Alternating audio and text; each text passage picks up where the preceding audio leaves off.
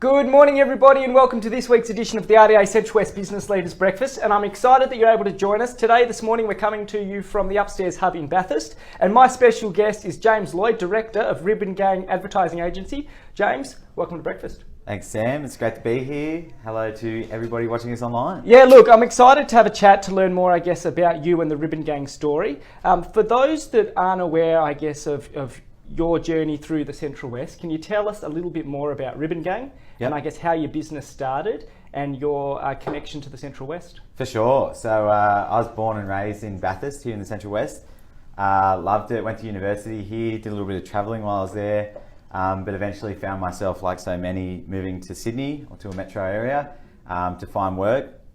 And so my good friend David and also Brett did similar things. Brett stayed in town, but over a period of time working and living in Sydney, we thought, we don't particularly like working for the man and thought we could have a go at doing it ourselves. Considering trying to start a business in Sydney was just not viable. It's too expensive with all the overheads that brings, and we really like and are passionate about Bathurst, so we decided to move back and try our hand. And so Ribbon Gang used to be called Bridget, which was Brett, James and David. It was a made up word, terrible for search optimization. And then late last year, we rebranded to Ribbon Gang. As we continue to grow, we've got a team of 11 out there and we work with about 25 different suppliers. We thought, we've got clients in Brisbane, Sydney, Newcastle, all throughout the Central West, like wherever this ends up going as far as the business goes, we'd like to always try and pay homage or have that little Easter egg that ties us to Bathurst. And I guess Ribbon Gang was that Easter egg. And that's a good little segue, because a lot of people, and I didn't know until I started doing some research, but tell us about Ribbon Gang and what that means for Bathurst and the history of the name of your business. Yeah, so the Ribbon Gang were a bit of a notorious gang here throughout the Central West many years ago. They came about after a couple of cattle rustlers took some cattle across the mountains as their last job, I suppose, as prisoners of that of their boss. And on the way there, they decided to have a skinny dip in the river. They got seen to be doing that by some officials and then copped 50 lashings and were told they'll never be free men. Being criminals and all that stuff aside, they threw off the shackles and tyranny of society and decided to rise up against that.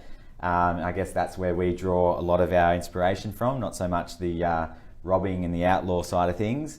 There's Ribbon Gang Lane here in Bathurst where it was the first and last mass hanging, I think. Someone might correct me about that. We can put it up in the comments after this morning's chat. It's online now, so it'll live forever. But so that was done here in Bathurst. And so there's a lot of history that dates back many years ago. And, I think by reviving the Ribbon Gang with a view to do good as opposed to bad, there's a lot of fun that you can have with that and a lot of inspiration for the team to, put the Akubras on and ride into town and do some gunslinging. Yeah, absolutely. So look, tell us about the services that Ribbon Gang provide and what kind of gaps are there, do you think, in the knowledge base of local businesses in that kind of digital marketing space? Yeah, so Ribbon Gang does a range of services these days. We've got, a crew of videographers, and cameramen. We do a range of photography, design work, account management, which includes things like social media strategies or your digital strategy, how to use email marketing in conjunction with that online advertising to drive sales in store, whatever that might be. We also do a range of project management, depending on what that might be, because often in the world of marketing it might tap in a little bit of events, a little bit of design, a little bit of photography. So we do a lot of work trying to pull all that together for clients and working with various other suppliers. So it's pretty diverse, pretty dynamic. Our motto here at Ribbon Gang is to create the impossible, and we believe that that's just a frame of reference. So, for a traditional business here in Bathurst that might have only worked out of their bricks and mortar for a number of years, being able to sell overseas could be the impossible for them. I don't know. But we help try and create that. We worked on a really great project up at the National Motor Racing Museum where we created a 270-degree immersive room showing a hot lap of the racetrack with all the different cars over the years. So, council got all those cars specced up and roadworthy, and we took them around the track. We shut the track down for 3 days. Like, for us, that was impossible. It's federal law that you can't close that track more than X amount of times a year. So that's where we come from, and I guess the gaps in the market that we see is quite varied as well. It might be that the daunting or the weight of social media can be overwhelming for some, and I think for a lot of people it's just about trying to get out there and post some content and seeing on what works. Marketing's all about test and refine. But certainly that online presence, I think there's a lot of opportunity there for businesses to capitalise on that. Especially in wake of the pandemic and everybody being more greatly dispersed across the regions, which I think is great. I've been coining it the Great Migration out of Sydney to the west or the north or the south. And I think the opportunity there is that you can get more customers either coming through your door on the weekends or selling to them online. Because that adoption of behaviour has been, pushed along the road a lot quicker than it was before. Yeah, absolutely. I think that's a really nice point to kind of focus on here. But first, I'm going to give a plug to the National Motor Racing Museum. We will put the link up for that one after this morning's chat. Fantastic place. You need to stop in and have a look at next time you come through Bathurst. I think Absolutely. I've given it a plug on the business breakfast before, but absolutely fantastic resource and opportunity if you've got the time to drop in and say g'day. Now, probably, as I said, leads into my next question. COVID has been an unprecedented situation that we found ourselves in. It's changed the way customers have looked at businesses, but also businesses have had to pivot. How has Ribbon Gang had to change, and has it changed the type of services or request for services that businesses have had for Ribbon Gang? Yeah, sure. It's a good question because I guess there is a lot of focus, especially getting pushed down from the government at the moment, as far as getting your business online and going digital goes. Is relatively low cost as opposed to trying to set up a bricks and mortar store. And from our perspective... And it's easy to do live business breakfasts through Facebook. Exactly. 5 years ago, there's no way we would have been doing this without paying for a spot in Good Morning Australia or whatever it is. So and this is the production value is just as high. Oh, mate, equally. I'm impressed. You guys got a good setup. So, from our perspective, we've seen a lot more inquiries come through, and Ribbon Gang, we're quite community focused, or we like to think that we are.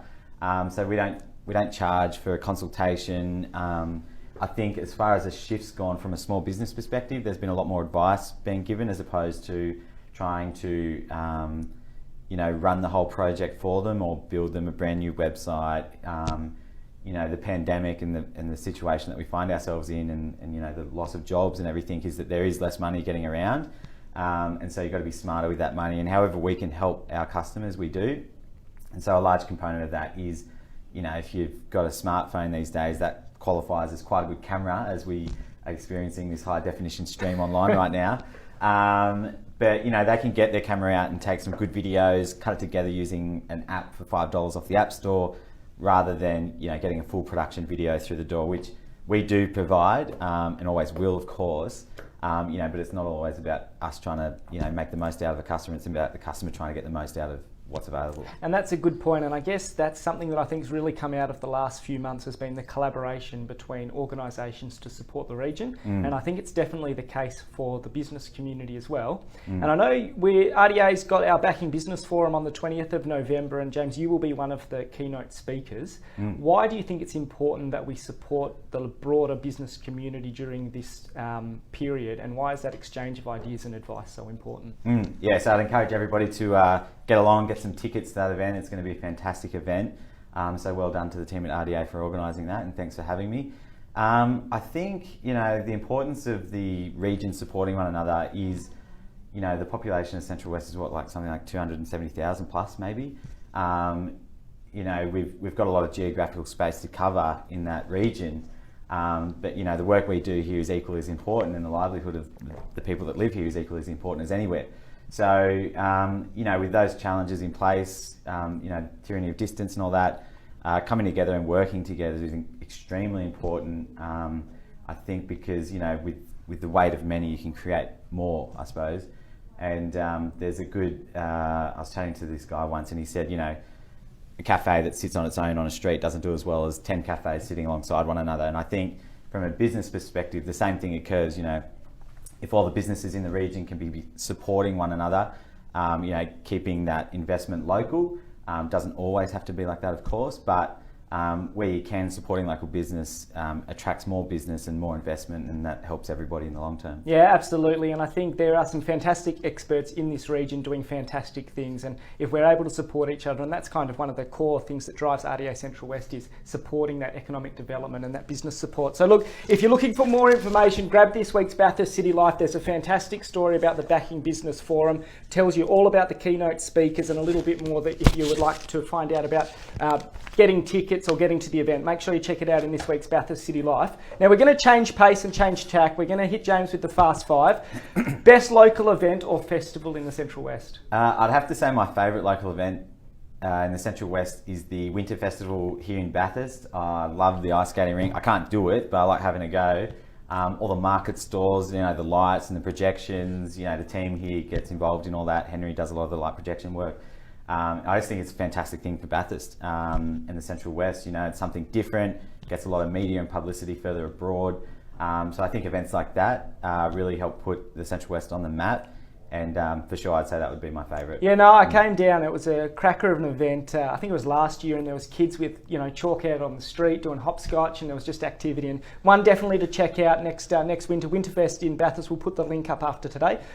3 dream dinner guests. Yeah, this is a tough one. I'd have to say, if I had 3 dream guests, I would like to invite to that dinner as I continue to talk and talk. I think it'd be interesting to have Barack Obama there. Love him or hate him, I'm sure he's probably got quite a few interesting war stories. So he would be one. I like a bit of sport, and I wouldn't mind hearing what Roger Federer has to say at dinner. And I'm sure him and Barack would probably have some pretty good conversations. And maybe the third you have to bring Djokovic just to get some tension in the room. Yeah, exactly. I'll make my forehand will be keeping him on his feet. Yeah, cool. That's shocking.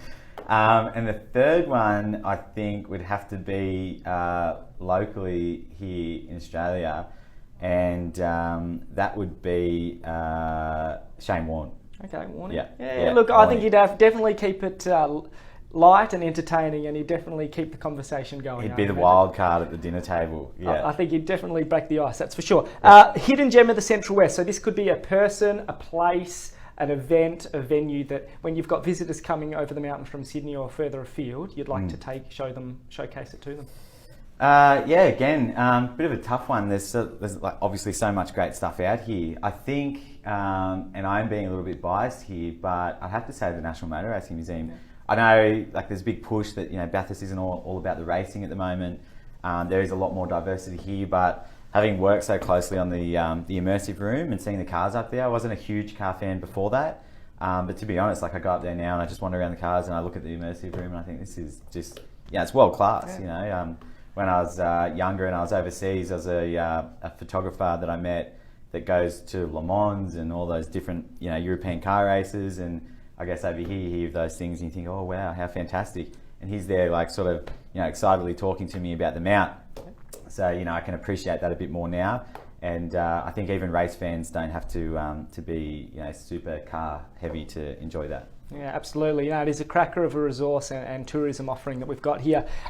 Who would play you in a movie of your life, or who do you think could do a good job? Obviously Bradley Cooper. Good. If not for the looks, just the I don't know. Just it would be entertaining. Probably Woody Harrelson, if anything. Yeah. Couple of good actors. Proudest personal or professional achievement? Personal and professional achievement. Yeah, that's a tough one. I'd say probably my proudest personal achievement was a couple of years ago. Ribbon Gang, for those that don't know, are pretty heavily involved, or we help run the space in Gunther's Lane, which is a Reliance Bank initiative downstairs from upstairs. Through that, we got a lot of publicity, and we went down to the COBA conference in Melbourne, which is the Customer Owned Banking Association. And I got to present at the same conference that Julia Gillard was talking. I didn't speak with her, obviously. Different levels going on there. But I got to present to an audience of hundreds about the work that we do here in Bathurst. There was a lot of other big banking executives on that panel. It was just great to sort of, get up on stage and fly the flag for regional Australia and talk about some of the work we do. Because, a lot of people come to town, as I'm sure you see, from Sydney or further abroad, and they think you walk down the street, or ride down the street in a kangaroo or something ridiculous. So, talking about an experiential technology hub that hadn't been done before in Australia was really something to pin on your chest. So that was up there for me. Yeah, sure. It's a great resource downstairs from where we're chatting to you from this morning. We'll put the link up to Gunther's Lane. Great coffee. That's what we've got here this morning. Ribbon Gang and Fish River Roasters. Yep, nice plug. We'll check. You'll be able to check that out after this morning's chat. Now back onto some more, learning a little bit more, I guess, about the Ribbon Gang business. I guess what's one of the most valuable lessons that you've gained in the process of starting your own business? Because there's probably a lot of people that are looking to pivot their own business or looking to make a change, but what's one of those key lessons you learnt going through the process yourself? Yeah, sure. And a great question, because I think this gets a lot of people unstuck in our experience. Like one of the advantages of working in marketing is that we do get to work across so many different clients as part of our job. And I think one of the biggest things that seems to get people stuck, or a couple of things actually, but they all tie together, is listening to other people and what they have to say. When we started out, David and I were working in the Crago Mill, and we thought, wouldn't it be great to have a few more businesses like ourselves to help navigate this, because you come across a lot of professionals and advisors that will push and pull you in ways that they genuinely think are valuable to you at that point in time. But as a startup or as a new business, you don't have thousands of dollars in capital to go and spend on a huge legal contract or spend on this, that, and the other to get up and running. And ultimately, what it boils down to is being able to listen to those people, but also just make a start. Get the wheels on the ground, start doing things, cold calling people, whatever it is that you've got to do, just start. But do that with keeping in mind that you do need to listen to people around you and take advice. Like another good expression I heard once was, sometimes your best idea can be your most dangerous. And it's those people on the sidelines that might just give you a tap on the shoulder and say, don't know if that's such a good angle, and you can avoid disaster. Certainly, Ribbon Gang, we've had a few crazy ideas over the years, and more recently I thought it'd be great, seeing as that the Bathurst 1000 didn't have any spectators, maybe we could do some guerrilla marketing there, but that would have landed us in a lot of legal trouble. So, would have got a lot of exposure, but not a great idea. So I think, listening and starting is an extremely valuable lesson for this. Yeah, absolutely. And I guess having collaborative workspaces like upstairs here to help generate that organic growth of those ideas is really valuable, I guess, for startups. And I guess that's why having this resource for our region is so important. What do you think are the traits that being an entrepreneur, you need to be a successful entrepreneur, or someone who's going to take their business from the drawing board and push it through into delivery?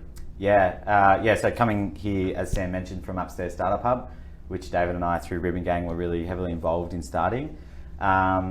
With all the other founding partners, it wasn't just us, it was most of them. We were just the boots on the ground. But, I think probably for an entrepreneur, the most valuable thing is just not taking it too personal. If you do get bad feedback, it's all, you hear a lot in the startup world about fail and fail fast. So if you've got an idea or a direction that you're trying to take the business, don't be offended if it's not the best idea, because often it's not. The stats are that 96% of startups fail. And when we're talking startups, it's the Facebook wannabes and those really innovative ideas and businesses that are trying to get up and running, as opposed to starting a new business, which is a traditional form business. Ribbon Gang as a media agency is traditional business, just for any of those listeners out there. But I think not taking it to heart too much if you have got a bad idea, and being able to adapt. And I don't like using the word, but pivot to okay, so this direction is not great, but that person that could be a customer gave me feedback and said that if I change that slightly, then they would buy my service. So I think just being able to adapt to that is critical. Yep. Yeah, I think that's good advice, and something that one of our previous guests on The Breakfast said is focus on faith, not feedback, and just kind of keep persevering, because there'll be people out there that give you, say, it can't be done. You just got to keep persevering. For sure. And I think it was Craig Murphy, who said that it's better to take your idea if it's 80% done to market and adapt it as you go, than wait to try to land the perfect startup idea or business idea, because you might just never quite get there. Absolutely, yeah. And creatives are absolutely notorious for this. If you've got something you've been working on for so long, releasing it to market can be daunting. What if it doesn't work? What if people don't like it, etc., etc. But yeah, as Craig correctly points out, have a go, Yeah. get started. Yeah, absolutely. So look, going to change direction a little bit. You did your higher education, I believe, through CSU here in Bathurst. Mm-hmm. The school year's coming to a conclusion, and probably a lot of students out there thinking about what to do next. Mm-hmm. What were some of the experiences you gained by doing your higher education in a regional centre that you wouldn't have got if you'd done it through a metropolitan-based? Sure. I think, the real value of CSU and regionally based universities or schooling is that you are based in the region. There's nothing worse than getting a directive come down from someone in Sydney that's just, ticking boxes and dotting I's or whatever, telling you how to do your work or business in the region. And I think having gone to CSU, I wouldn't have got the experience and, the touch points with the community here in the regional areas that I would have had I gone to Sydney. And, as I've gotten older, I probably didn't appreciate that at the time, but it's been incredibly valuable and, ultimately brought me back. So, I'd say that's probably the most valuable thing. Good lead into this question, I guess. 10 years ago, you probably didn't see yourself coming back to Bathurst and starting up Ribbon Gang. What advice, with the benefit of hindsight, would you give your younger self? I don't know that I would give myself any advice necessarily, only because, if the whole thing about Back to the Future, if you change something in the past, does it change the outcome? Good reference to Back to the Future. Yeah, great movie. Didn't think it was going to get a run this morning, but yeah, there you go, we're on. But no, I'd say that in hindsight, I probably should have leaned into it a bit more. When I first moved back to Bathurst, honestly, I'd written it off. I was like, this is 12 months where it's probably not going to work. And I didn't realise then, how many incredible businesses and people there were in the region, because, I'd moved to Sydney and, the glitz and the glam of it all. But to be honest, your work-life balance is terrible when you're working in the city. You work late hours, you've got to travel a long distance, maybe not so much now because of COVID or whatever, but, coming back to Bathurst, I didn't know it was going to work. I wasn't convinced it would. And, 5 years later, we've got a great team here. We're working all across the state and, I couldn't imagine doing anything else. So, any advice, like the opportunity presented itself, lean into it, take it for everything it's worth. Yeah, that's a really good tip for anyone tuning in this morning. I think if you never know what the next opportunity is going to be, but if something comes your way, make sure you seize it and just see where it leads. I guess we're coming towards the end of this morning's chat. It's been fantastic to learn more about your journey, James, and learn more about Ribbon Gang. But where do you see Ribbon Gang looking into the future going in the next, say, 12 to 18 months? Yeah, if I was looking at the crystal ball, I'd say, from a business perspective, we want to be the biggest and the best advertising agency in regional New South Wales. Whether we achieve that in the next 12 or 18 months would be the goal, not necessarily whether we get there or not.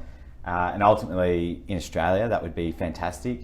And the drive there is to, be working with clients all across the state or the country, wherever they may be, but have those jobs and those skills and those resources based here in Bathurst or Orange. We've got a desk in Orange now. There's a studio in Lithgow. We do operate out of Sydney from time to time, but that's to try and pull the work back. So very much focused on, regional Australia and central west of New South Wales, because the people are out here, the work's here and, people are equally as talented here as they are anywhere else. So, why not find that balance between work, living, socially, skills-based, everything. I think it's the perfect melting pot. Yeah, absolutely. A good plug for decentralisation and bringing your skills out to the Central West. You've shown that it can be done, James, and you're a success story in action. What's the easiest way for viewers and listeners who are tuning in on the podcast to engage with you and Ribbon Gang to learn more, I guess, about your business and the opportunities or the services that you provide? For sure. So the best way is just to get online and contact us through the website. David or I, David's co-founder, partner in the business, available. Give us a call anytime. I think our numbers are up on the website. We get a lot of spam calls, but we try to answer them all and just get in touch. It doesn't hurt to have a chat, and we don't charge for that either. So there's win-win. Absolutely. Well, look, thank you so much for your time this morning. We'll be sure to put up the details for Ribbon Gang after this morning's chat. Really appreciate you making yourself available through the RDO Business Leaders Breakfast. Have a fantastic day. Have a fantastic weekend. Until we see you next time, same place next Friday. Thanks so much. Thanks, everybody.